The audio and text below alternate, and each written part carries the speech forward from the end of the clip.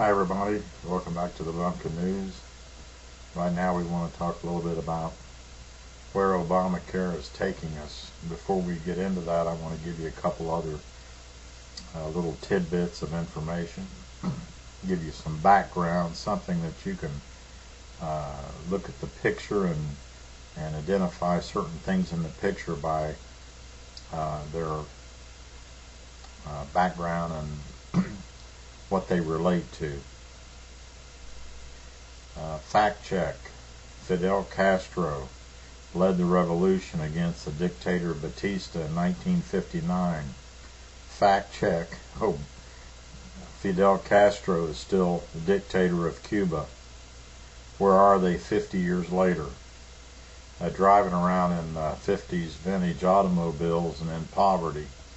That's where their socialistic, communistic dictator has kept them in bondage. And I want to tell you something else about dictators. They don't relinquish power. They either are removed with some kind of a coup, or else they die. They don't give up power when you get one.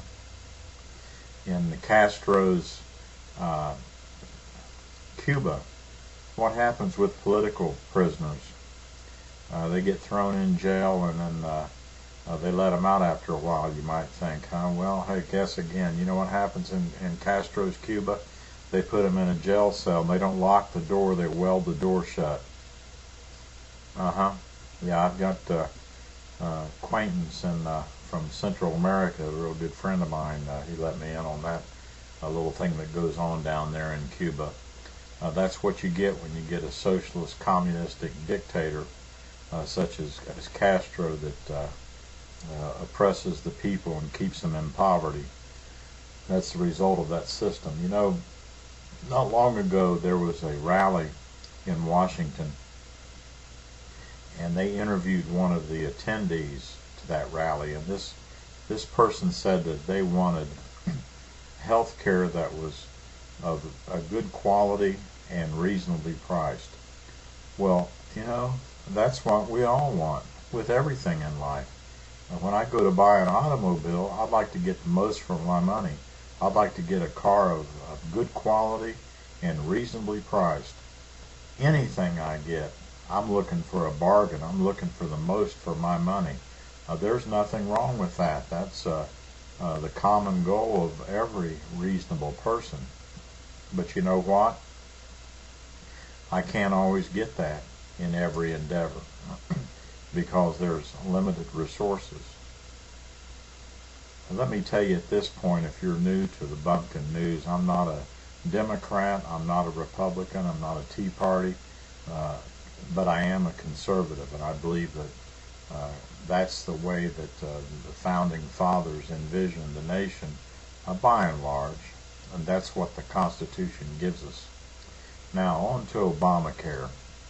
Whenever you depend upon the government for some kind of an entitlement or some kind of payout, you are relinquishing your freedom. You are putting yourself in government control. If I receive unemployment benefits, which I have in my lifetime, the government requires certain things of you. There are certain stipulations that are involved, certain requirements that you have to meet, and you come under the purview of some bureaucrat somewhere, and if you don't meet those requirements, you don't get that entitlement. Now what we're seeing now is we're seeing Obamacare, as the provisions of it come out, that insurance companies are required to insure people that have pre-existing conditions. Would you, if you had an insurance company that you sold homeowners insurance, would you like for the government to tell you that you had to insure homeowners that had a pre-existing condition? Do you think that that would be a logical thing to do? Do you think that that would be economically reasonable? In other words, I'm in my living room and I discover that, hey, my house is on fire. Well, wait a minute, before I call the fire department, I better call the insurance company that I've got their number right here, and I want to get some homeowners insurance from you. I need it right away because my house is on fire. And the insurance company would be required to insure me. I pay my first premium up front with my Visa card of $150, and then they insure me against the loss of my house, which, depending upon your house, could be quite a sizable, significant amount. Does that sound anywhere reasonable or logical? No, but that's what Obamacare requires. Those that don't want insurance or don't have insurance are going to be required to pay a penalty. At first it was not a tax, and when they ran into some legal problems there, all of a sudden it became a tax. Okay, so there's going to be requirements. There's going to be a huge bureaucracy that you're going to have to navigate. As the insurance companies drop off the scene, it's going to revert totally to government control, because economically it's not a possibility. Insurance companies can't stay in business with huge responsibilities, with huge liabilities, and modest income. It just can't be done. And one thing right now, why the cost of health care is so high in this country, because you are paying for people that can't pay.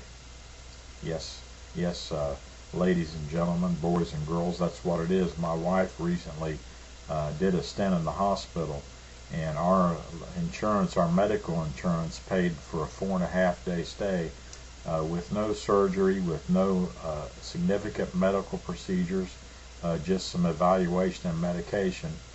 Paid about $15,000, and I had bills from one doctor that spoke to her for about 15 minutes. I had a bill for $115 from him, and I had a bill for I think it was about $800 for the room for those 4.5 days. And so I paid out of my pocket what it should have been, and the insurance company absolutely got raped financially. And why is that? Because there are so many people that are burdening the system that can't pay for their care, that the insurance companies have to raise the premiums to cover their expenses.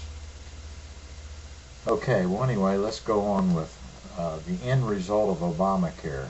As the government says that you can't do certain things because it will be a liability to the healthcare system. In other words, you can't, if your pursuit of happiness involves that you want to pig out on Cheetos, you can't do that anymore, because that'll get you, you'll become obese and you'll require medical treatment, so you can't do that. If there's something else that in your lifestyle that might be deemed a health risk, then that will be restrained. You'll come under the control of the government. There's many things that you could fall into that category. But I want to tell you one thing right here. There's the end result of Obamacare, and you can mark this down. People say it cannot happen here. Yeah, that's what they said in Cuba in 1959. This is all about the people. This is for the people. This is the people's government. 50 years later, where are they? Nazi Germany, it cannot happen here. My friends, it can and it will happen here if we let it happen. The end result of Obamacare, it may not be under Obama, it may be under somebody else eventually, but if this is allowed to take root and grow and take over our healthcare system and spread its tentacles into control of our life, you or your granddaughter, your grandson, will be evaluated genetically and will be told that you can or cannot have children because you might produce an undesirable offspring. Yes, it will happen. It happened in modern times. The Aryan philosophy, some people were sterilized because it was feared, although they didn't have the genetic knowledge that we have now, but it was feared that they would produce an inferior Aryan specimen. Think about that when you go to the voting booth. Thanks for listening. Let me know what you think.